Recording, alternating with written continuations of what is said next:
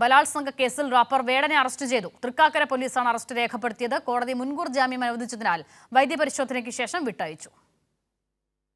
Thrikkakara police സ്റ്റേഷനിൽ രാവിലെ 9:30യോടെയാണ് wrapper വേടൻ ഹാജരായത്.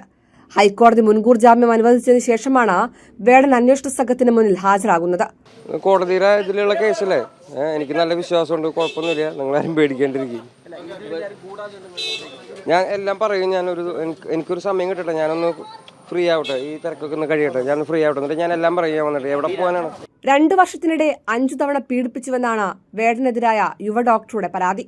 പാട്ടിറക്കാൻ എന്ന പേരിൽ 31,000 രൂപ തട്ടിയെടുത്തുവെന്നും പരാതിക്കാരി ആരോപിച്ചിരുന്നു. ഇതുമായി ബന്ധപ്പെട്ട ഡിജിറ്റൽ തെളിവുകളടക്കം പരാതിക്കാരി പോലീസിന് കൈമാറിയിട്ടുണ്ട്. വേടന്റെ മൊബൈൽ ഫോൺ കസ്റ്റഡിയിലെടുത്ത ഫോറൻസിക് പരിശോധനയ്ക്ക് അയച്ചിരുന്നു. ഇതിനു പുറമെ പരാതിയിൽ പരാമർശിച്ചിട്ടുള്ള സാക്ഷികളുടെ മൊഴികളും രേഖപ്പെടുത്തിയിട്ടുണ്ട്. ഇക്കാര്യങ്ങളെല്ലാം പരിശോധിച്ച ശേഷമാണ് വേടനെ ചോദ്യം ചെയ്യുന്നത്. കേസിൽ വേടന്റെ അറസ്റ്റ് ഹൈക്കോടതി താൽക്കാലികമായി തടഞ്ഞിരുന്നു. കേസ് വീണ്ടും പരിഗണിക്കുന്നതുവരെ വേടനെ അറസ്റ്റ് ചെയ്യരുതെന്നാണ് ഹൈക്കോടതി ഉത്തരവിട്ടത്. കൈരളി ന്യൂസ്, കൊച്ചി.